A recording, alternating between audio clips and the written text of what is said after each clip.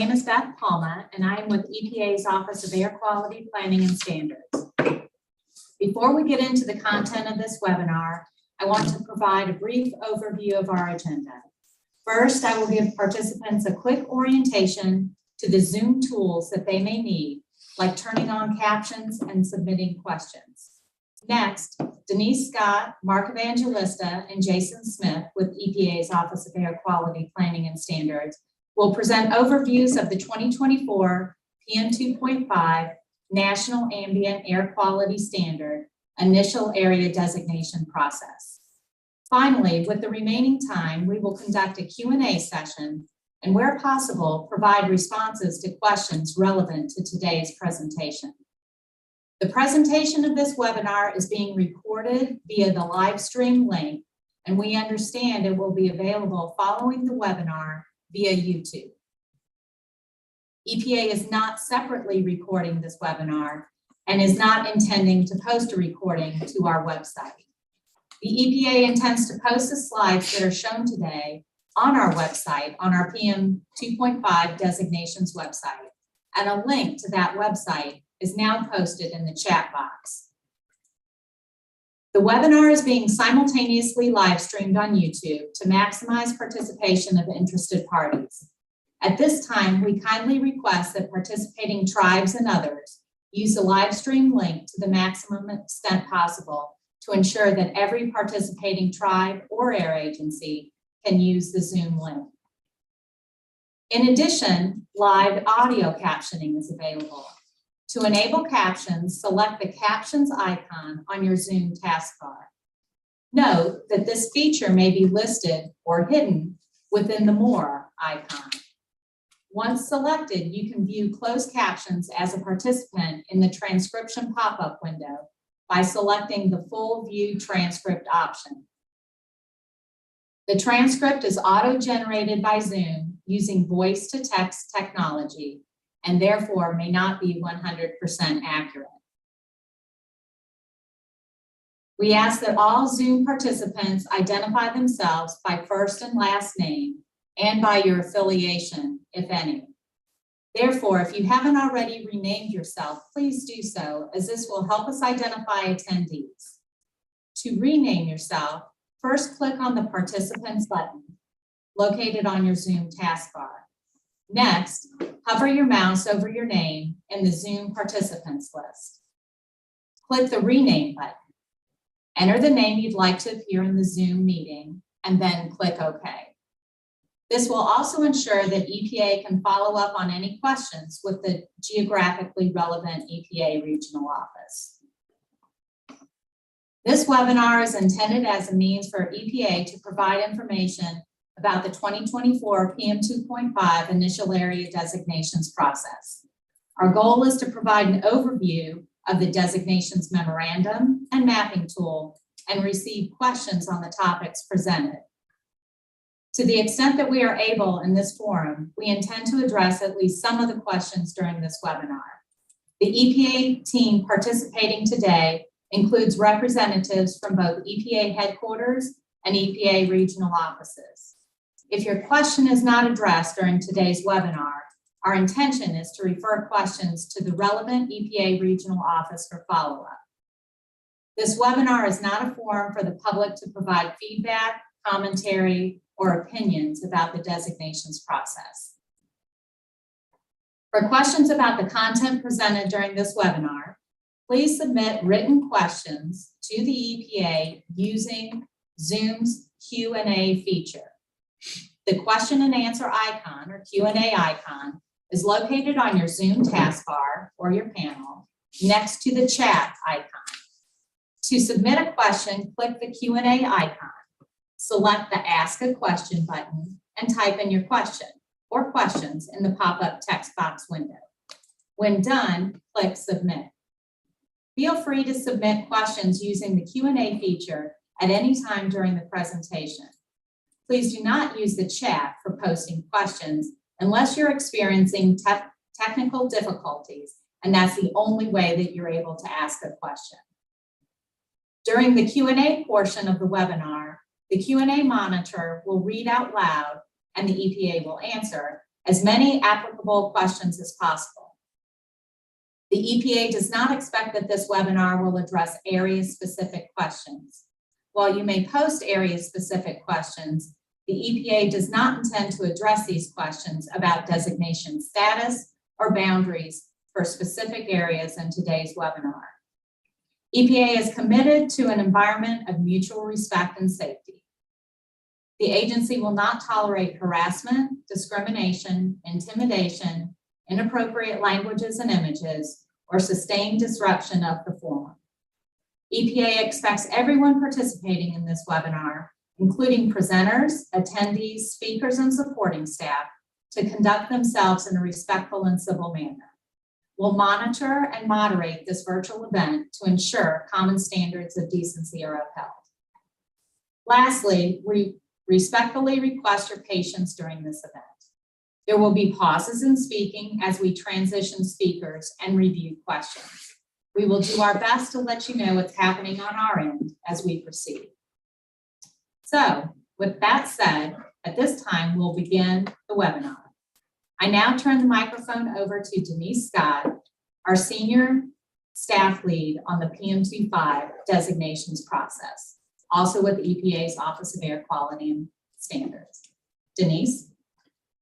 Thank you, Beth. And I'm here today representing the team designating the 2024 PM standard. Along with me today are Mark Evangelista, other designations team members, and representatives from each of the EPA regional offices. The revised annual PM 2.5 NAAQS was promulgated on February 7th, 2024. The standard was strengthened to 9 micrograms per cubic meter. This revision started the designations process. Next slide, please. Today, as Beth said, we would like to present an overview of the designations process, highlighting 2 important resources that EPA is making available to assist air agencies develop their recommendations. First is the PM 2.5 Designations Memo, and the second is the PM 2.5 Designations Mapping Tool. Today's webinar is presented for informational purposes only. It is not intended to convey area-specific advice. Next slide. Before we begin, let's take a look at the required process once a NAAQS is revised. Section 107D of the Clean Air Act governs this process, and it describes what happens following the promulgation or revision of a NAAQS. When EPA revises a NAAQS, the Clean Air Act requires EPA to designate all areas of the country as attainment, non-attainment, or unclassifiable. While the Clean Air Act specifically addresses states, EPA encourages the tribes to participate in this process. Next slide.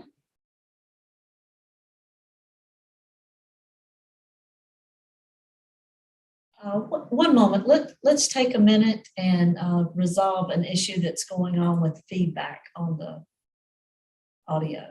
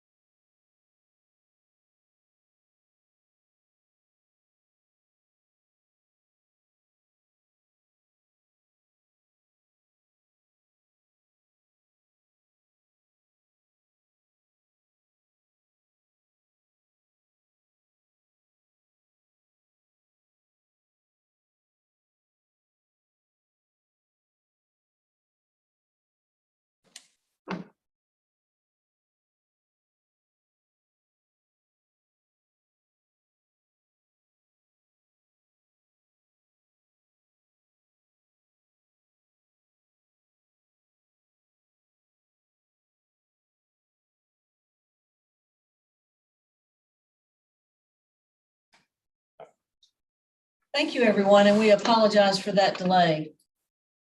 Returning to the slides, the Clean Air Act defines 3 categories. Non-attainment area is an area that doesn't meet the standard or that contributes to a nearby area not meeting the standard. Attainment areas meet the standard, and unclassifiable areas are areas that cannot be determined based on available information. Next slide, please.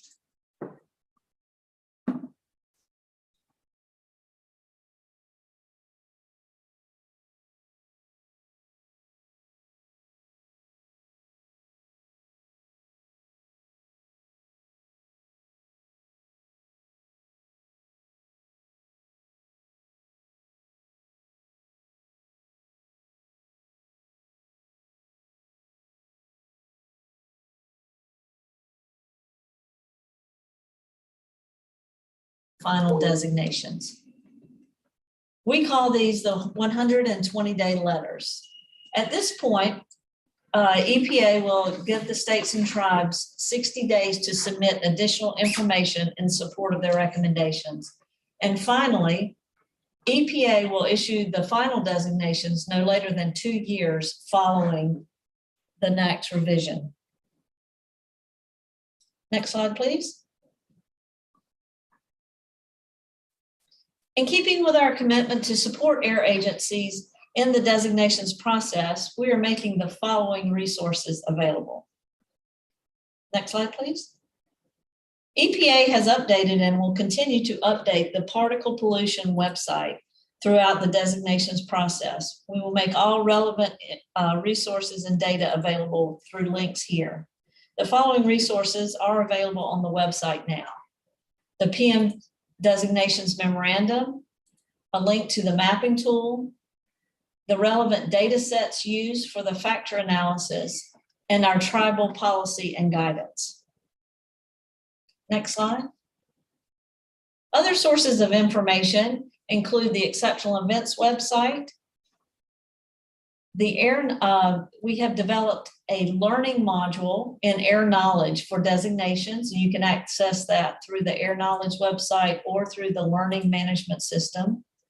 And in addition, coming later in the spring of this year, we will host another webinar on the 2016 PM implementation role. Next slide, please. EPA has developed 3 key resources for designations for tribal areas.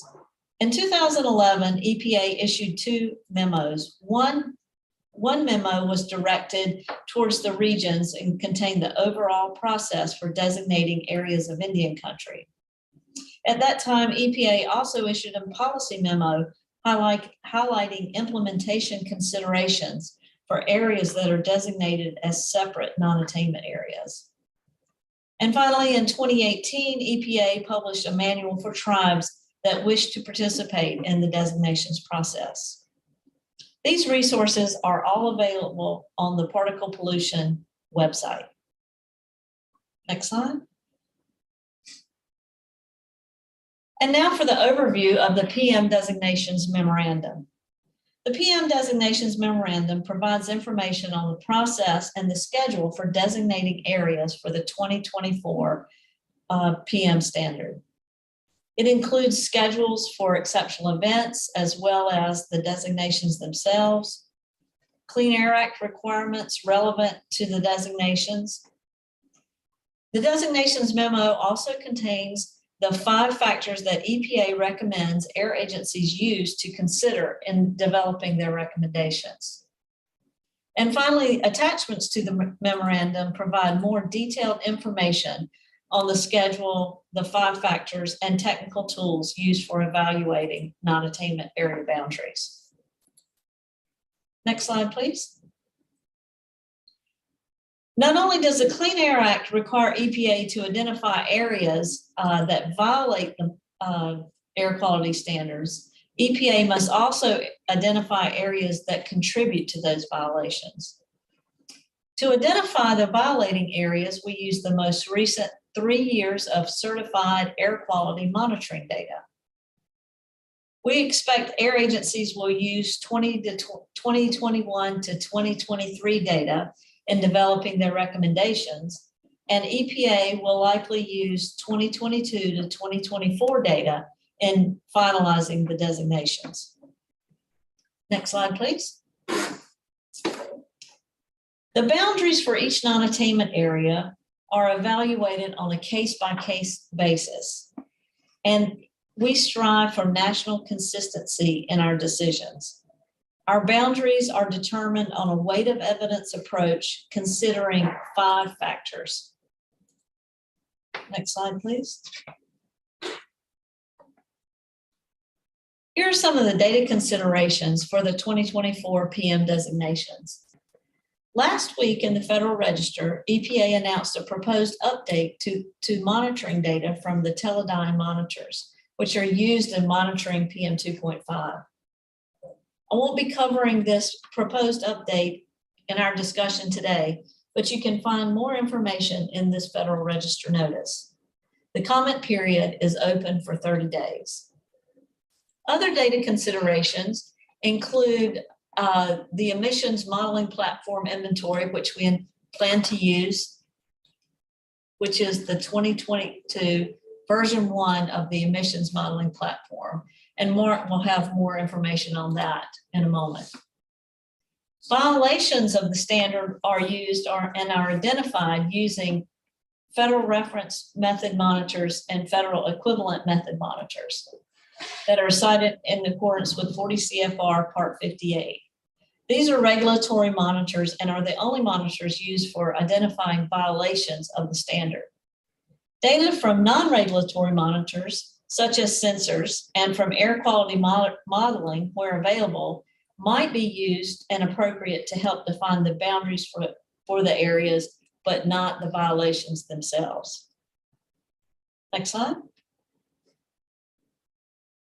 The boundary recommendations, as I mentioned, are on a case-by-case basis and evaluating the following factors: air quality data, emissions and emissions-related data, meteorology, geography and topography, and jurisdictional boundaries. Next slide, please. The EPA is developing additional tools and resources for state and air agencies that choose to request the exclusion of data influenced by exceptional events.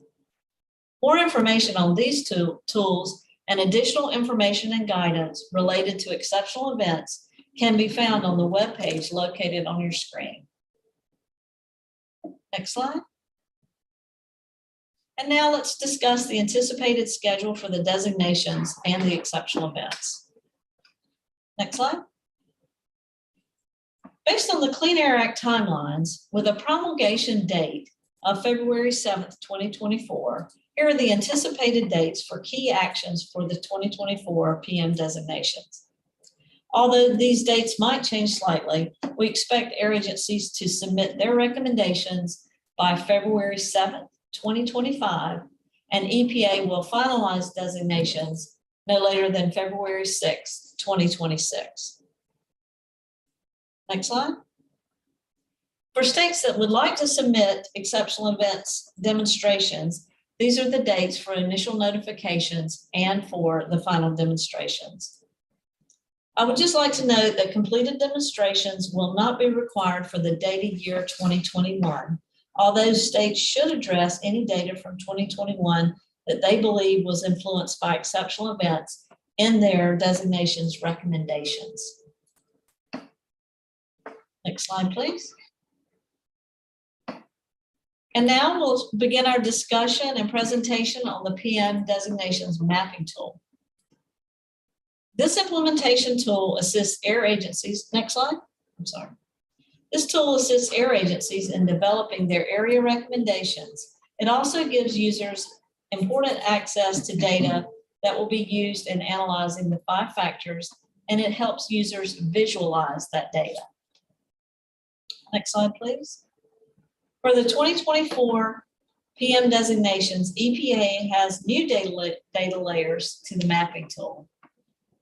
First, we are including a data layer to identify disadvantaged communities. This is information from the Climate and Economic Justice Screening Tool. In addition, we're including tribal boundaries for American Indian reservations and off-reservation tribal lands, and new tribal data sets, which will be used for consultation, communications, and outreach. Next slide. And now I would like to turn the presentation over to Mark Evangelista in EPA's Air Quality Assessment Division to demonstrate the mapping tool. Mark? Thanks, Denise.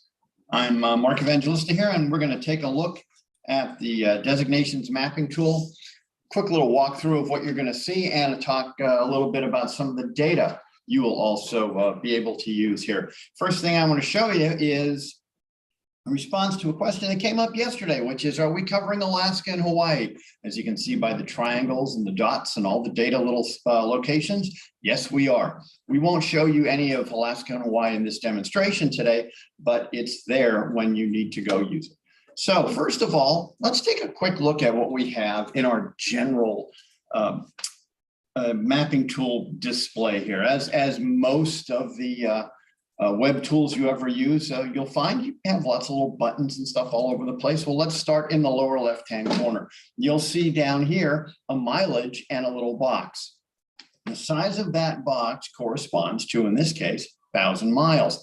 As we change our resolutions and go in and go out and zoom into states and counties, you'll see that change. It's a quick little reference for you to find out just what the horizontal scale or the mileage scale is of what you're looking at. Now, if you want something a little more accurate, you can climb up to the upper left-hand corner of our map here and find this little tool. As you can see, my cursor's wiggling around here, and hopefully you can see that there. And we're now clicking on the tool, and it shows you the ability to just pick one point and pick another point, and the next thing you know, you've got the mileage between, in this case, the Alaska-Canadian border and the lower 48 Canadian border. And you can do that over and over again and just pick up some mileages.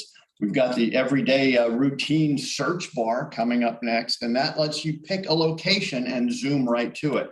We're using an ArcGIS platform that has a very, very large database with it.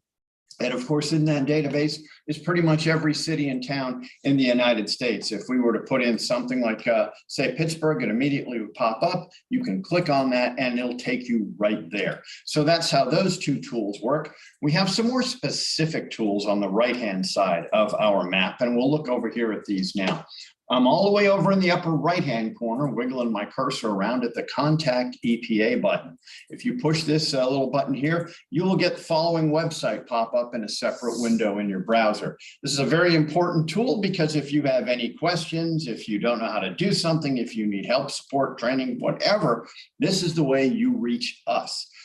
We'll allow you to say what it is you need help with, and we'd be more than happy to get back with you on that. So that help button is very useful, especially if it's your first time around using this mapping tool. Moving one button to the left, we come up to the print dialog, and this is like a standard print box in just about every other tool you've used on a computer. Lots of different choices. I'm not going to go through them right here, but you can pretty much print anything you want. The one change here with the way we print as opposed to a regular print statement is you have this little print result queue on the right-hand side of this box. That will contain all the prints, all the print jobs you create even after it's gone to your printer. It will stay here if you wanted to go back and look at it again, or if you wanted to save it into some sort of a PDF or some format that you want to email to someone else. So you've always got your previous prints available to you. It's kind of a handy little tool so you don't have to recreate your effort. Next, we're going to look at bookmarks. I will talk about those just in a second, but right now I just want to show you that that's the location for the bookmarks. As we go to base maps, our middle box here, this is a very good use for one of the 5 factors, and that is the topography and geography. We really don't have any data to provide for you to do any geography analyses, but we have all these base maps built in to the ArcGIS database. And so you could pick on something that has lots of topography built into it, mountains and valleys and river basins, and you can do your analysis that way. So I really encourage you to play around with all these different base maps when it comes time to looking at the geography factor in your designation exercise. For now, though, we're going to use this light gray canvas. It's a really good one for you to use if you're going to be putting a bunch of other layers on top, because it doesn't get in the way. It allows you to see the outlines of states and counties and the like, but at the same time, it doesn't override any of the other layers you're putting forward. So light gray canvas is going to work for the rest of our presentation today. Base maps, of course, found right here by pushing that button. The next button over is draw. Again, another standard computer tool set. We can draw all sorts of different things here, and I'll just pick one, little circles, and suddenly I'm drawing that circle. There it is. The nice thing is if I just click somewhere else, I'm duplicating the last thing I drew. You don't have to keep doing it over and over again. Hitting the handy erase bar on the far right gets rid of everything that you've drawn. There's some other nuances to the draw tool, but you'll be able to figure those out yourself just by playing around with it very quickly. We have a legend box currently not showing any information in it. That will change as we go through our presentation, and I'll come back to that a little more. Now we get to the meat and potatoes, the big one. That is the layer dialog box. Layers are what this tool is all about. Every piece of information that we put in is in one layer or another of related information. All the emissions for a particular pollutant are in one layer. You're going to have meteorology in another layer, and we're going to go through and show you how those things line up and how you can use this tool a little bit. Let's start off with the first one, air quality data. We have 3 sets of monitored data right now for you available. I can show all 3, or I can show none of them. You might be saying to yourself right now, well, you've got those boxes clicked, why don't I see them? That's because one of the features of this tool is a hierarchical menu. As you can see, we only have 4 little groups right now, and as I click on the arrow, I get my submenus show up.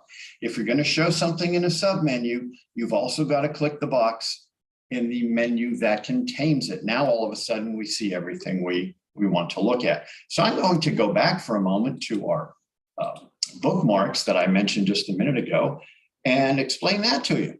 Because whenever you have something set up that you like, you have the certain display, the certain size of the area you're looking at. You've got different layers highlighted. You can save that state as a snapshot to use later on. And that's just clicking this plus box here and creating what's called a bookmark, just like you create a bookmark in your web browser. Well, I've created a few here, and I'm going to go to the Kansas City area and zoom in a little bit. And as you can see, I changed my perspective. I got rid of the monitors, and I was able to do that in just one click. Going back to the layers now, we'll look a little bit at the individual monitors. First thing we can show you are, these are the monitors that are non-violating. If they're in blue, then they are right now having a design value from 2020 to 2022 of a design value of 9 or of less than 9 or equal to 9. Now, let's get something covered right here. You see over here in the corner, 2020 to 2022. This data that's in this tool right now is for you to learn how to use the tool. It's for you to experiment and play around. Some of the data will carry over into our full-blown designations tool set, but some of this data will be replaced by newer stuff. The design values will be replaced by 2021 to 2023. Those will be coming when the data is certified in May. So something to keep in mind as you look at this data, if it doesn't line up with what you think should be in there, that's because this is just data for you to see how to use the tool. So the violating monitors come in a different color. They're coming in this little brown hue. You might say to yourself, well, how do I keep track of that? You can do it one of 2 ways. You can either click these 3 lines over here, which will immediately give you the legend of this particular layer that you're looking at, or that legend box I talked about earlier, the one that had nothing in it. Well, now it will contain all the legends for every layer you're seeing at the time. So you want to see the legends for everything, you click the blue box up here. You want to see the legend just for the layer you're looking at, you click the little lines over here. But that way it allows you to keep track of just what colors correspond to what. In this instance, you can also take a look at any of these little dots and click on them because they correspond to a particular monitor. Before we click on them, let me just mention one other thing. We also have some other stuff lit up right now. You see jurisdictional boundaries, counties, and states. I've got county and state layers lit up and they're displaying on your map right now because we want to have the ability to put the outlines of the states and the outlines of the counties wherever we want them. So that way, no matter what you're looking at, you'll be able to overlay the county maps on there and just know what county this stuff corresponds to. It's just a visual trick that we've been using for a little while that really helps when you're doing these sorts of activities. Let's click on that dot now and you see right away, well, the state of Missouri lit up. That's because Missouri is one of our layers, as we said, one of the state layers down here. It's one of the 3 layers you're looking at right now. And if you see this number over here, 1 of 3, that tells you your 3 layers here, and we're looking at the Missouri layer. If I move this arrow, I go to the next one, which is our monitor. And there's the design value of 6, you see, for that blue monitor, which means it's attained, it's non-violated. You can follow down here in the scroll box and get all sorts of data about the monitor. And then at the bottom of the box, you get the design values for the last 10 years. Trace along that line with your cursor, and you'll get the individual design values that correspond to each of the last 10 years. And finally, the last little arrow would take us to the county because that's the only layer we haven't seen yet. You don't know which ones you have, or you don't want to mess through going all up and down the arrows, just simply click this box over here and it will show you all the layers that are on your map at the current time, and you can just click the one you want to look at. So there are always more than one way to get to what you want to see when you're using this tool. That pop-up box that we show you corresponds to just about every layer we put up. If we took off the regulatory monitors and put on the speciation monitors, the boxes being the CSN network and the triangles being the improved network. How do we know that? Well, we click the box over here, it shows the legend and it tells us that. Those also have the same pop-up capabilities, and whatever data corresponds to those particular data sets that we have in there is the data that you will see. But the CSN, naturally, you're going to see all the speciation data just like you saw the design values. So that's a quick walk of the air quality data. Let's turn that off for a moment and move down to emissions. Emissions operate the same way. The only difference is in some instances we have points, naturally, we have point sources. We've got large dots, small dots, whether or not you are above or below 100 tons per year total emissions determines whether or not you're a large box or a small box. How do you keep track of that? How do you remember that? Once again, back to the legend. If you want to look at county emissions, you can just click the box below, which will show us the emissions at the county level, color-coded for total emissions. And once again, your legend box will tell you what those values are. If you clicked on a particular county in the emissions box like that, now we get another series. Again, 3 layers are lit up. One is the state of Kansas, one is the county, and then one is the emissions inventory for the county. And you'll see it's the 2020 NEI. I remind you again, that is not the data set for emissions we'll be using as we go on in this process. Later on, we will be putting in a more updated emissions value, emissions data set for you to use. So that's how we would use our emissions data in here. We will have other emissions data in this tool. I'll show you how that goes in a little while. When we get now to the jurisdictional boundaries, we've got a lot of different things that show up purely as map entities. In this case, we have the previous designation areas, and I'm going to close this box just to show you that in the past, St. Louis had a designation box for the 2012 standard or the 1997. And if we went back out to our larger areas and we looked at the US, the 50 states, we would see those areas that show all the different designations. And you can see those boxes popping up all across the map. So if you wanted to use that as a reference, it's available to you. Our tribal boundaries are also available, and I'm going to click on those for a moment. And we have not only the designated areas of Indian country. We also have federally recognized tribes, and you can click on and off those to get to them. And right now we've just got the reservations and the off-reservation trust lands that are currently being lit up. And I'll just make the map a little bit bigger so you can see that they are all found, and you can turn them on and off individually or as a whole. The other issue I want to show you here is the CGEST that you heard Denise mention it. CGEST is the latest environmentally disadvantaged community layer that we have. And in the areas in blue are determined to be disadvantaged communities. Some are rural, some are urban, and it's a good way to tell whether they are showing up in the area you're analyzing or not. We'll go back to Kansas City here and just take a look at something. And you say, well, some of these are urban and some of these are rural. Do they show up in the area we're looking for our designation to be evaluated? Well, yes, they do, because we can take a look at the core-based statistical areas, or we can look at the CSAs and see whether or not those CGIST areas are in there. But wait a minute, we can't see whether they're in there because they're being blocked out by the other stuff. Well, the way you do that is simply by just doing this, what's known as transparency here. You click these little three dots on the right, and you've got a tool to increase the transparency in whatever layer you're looking at. I can't encourage you to use this enough. By making certain layers transparent, you see what the information is in the layers below it, and it allows you to put 3 or 4 layers on top of one another and see everything all at once. And if I took this CBSA and CSA layer and made them both transparent, there's the CGIST layers below showing up. So doing that allows you to use this tool and get lots of different pieces of information in a display at once, then save it as a bookmark or then print it, and you can put those into your TSDs. I'm going to move to something else right now, which is meteorology. And I must say, for the moment, we don't have meteorology in the tool, but I will show you what's going to be in the tool once we get there.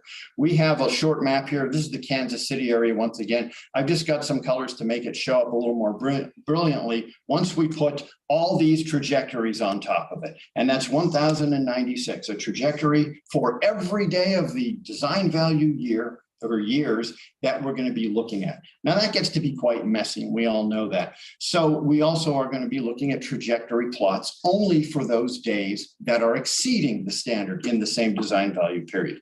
In this case, here's an example of one of those for, again, 2020 to 2022. And some folks still think that it's a little difficult to look at all these squiggly lines. Well, we're using something called the kernel density map. And if you were around in the 2012 PM annual designations, you saw that we use this as well. It is just a heat map depiction of that same set of lines I just showed you. And you can see that right here, you've got mostly a southwesterly extent of this map that corresponds to all those lines that we're pointing in the southwestern area. So these meteorology tools will be in the meteorology features will be in the tool very, very soon. Next thing I want to show you here is the data we're going to get in. Eventually, this tool is going to contain the following data sets updated for what you're going to need for your designations. And as you can see, you got the design values there. You've got a lot more emissions than I showed you, and that includes gridded emissions, gridded vehicle miles traveled, and again, the meteorology that I promised you with the high split and the density maps. The last bit of information I want to tell you is what data sets will be found on the website itself. Right now, there's only 4 data sets. Again, they are just for you to get used to working with that data. All the data sets listed to the left will be available for you to use. They will be in a format that will be very user-friendly into a spreadsheet. You can get this data from the mapping tool as well, but we're going to make it a little easier by posting it on the website here, as we have done in previous designations. That's a quick walkthrough of what we got for you with the tool.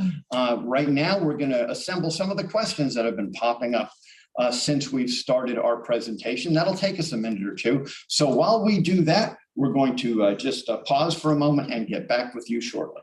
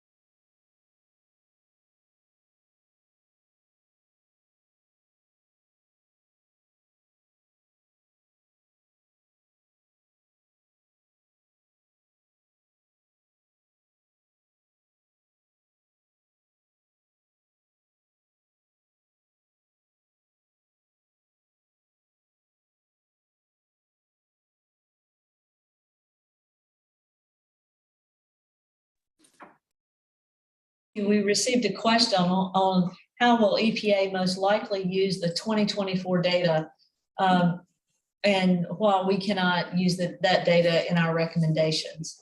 And EPA will base our intended designations on the 2024 data. At that time, we will offer a 60-day period that tribes can submit additional information to EPA to consider. And that could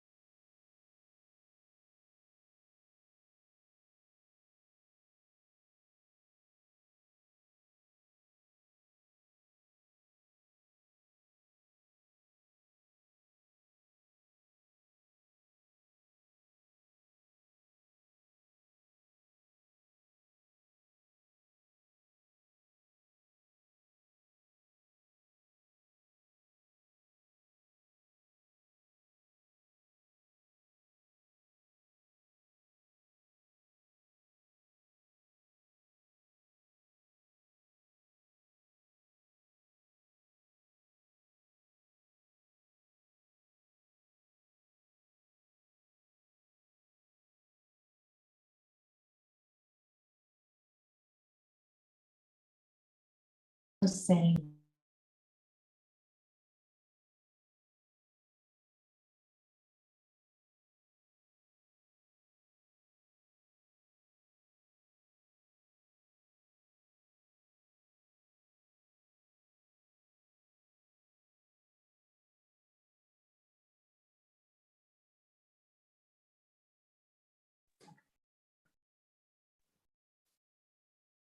Okay, thank you. So we had a question regarding what I stated about the 2024 data.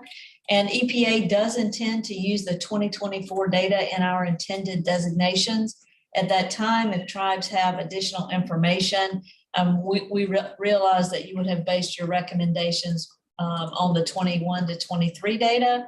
And if you have any information to give us at the intended 120 day letters, to please submit that. And also we have received a couple of inquiries regarding information in the mapping tool related to specific tribal sites. And we will be checking that information and we'll respond as we can. And I also wanted to know, we did receive a question about whether this is the same presentation as the states received yesterday, and it is the same presentation with the same slides, except one additional slide for tribal documents.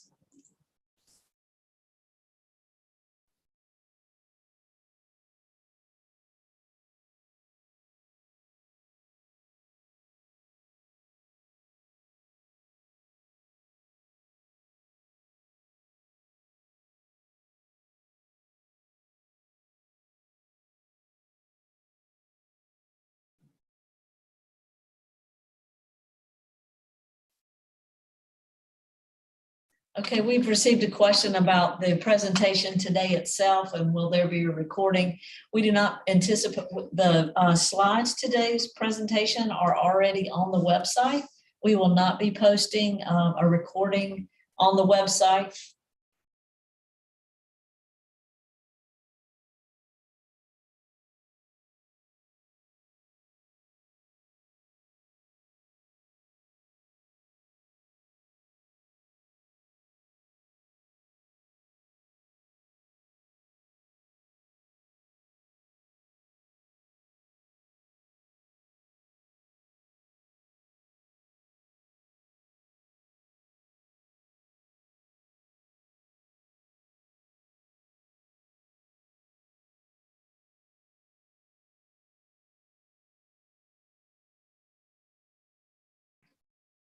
This is Mark here. We're getting a question or two about whether this mapping tool is similar to the same tool as used in some other previous activities. I'll point out that this version of the tool from a computer software standpoint is new. This is the first time we're using this one. However, we have used designation mapping tools for previous ozone and PM and SO2 designations. There are some nuances and some differences to it, so I encourage you to stick with the stuff that we've talked about today.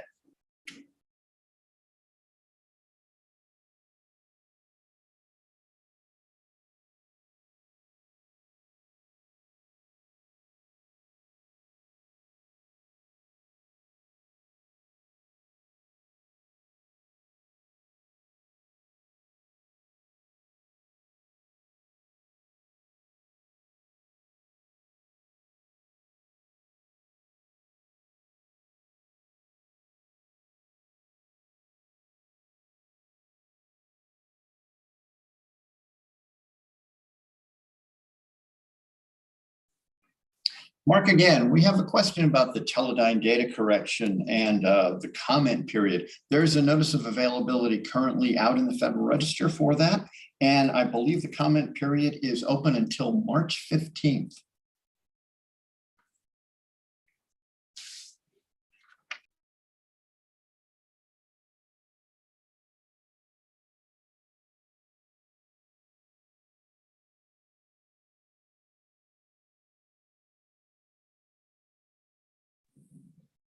Question on the monitors that you're seeing in the mapping tool, whether or not they're regulatory sites. Yes, they are. The sites that you see that we're showing in the blue and also in the little brown dots were, of course, FEM, FRM monitors that will be used to determine whether or not an area is violating. As for other data, and you may have heard Denise mention earlier, sensor data and some other data that could be used for informing boundary decisions, they will not be present in the tool. The only monitors we'll put in will be the speciation monitors that I showed, and also the regulatory monitors recording PM2.5 concentrations.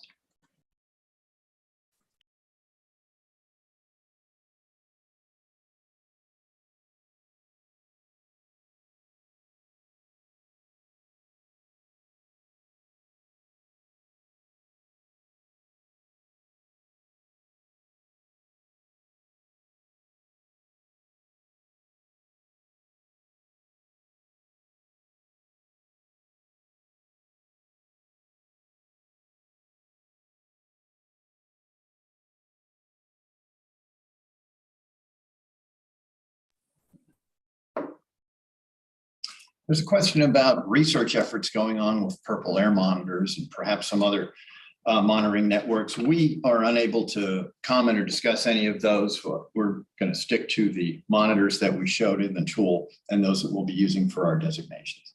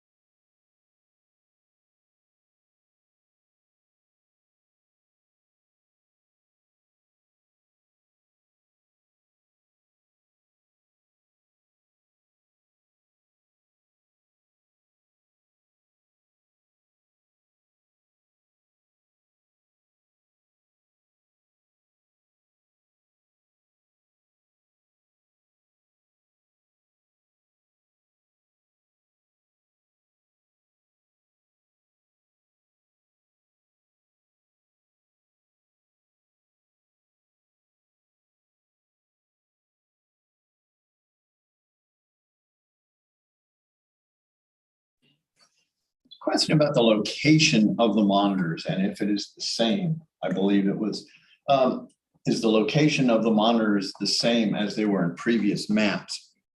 Two things. The monitor locations are plotted as to where the monitors were sited and located for the design value period in which we're going to be using. As to where they are located on the map itself, on the mapping tool, they will be found under the air quality group that I showed earlier. That is new. We are this time around putting all the layers and all the data that corresponds to each of the 5 factors under a group title that corresponds to that factor. So you'll find those under the air quality grouping.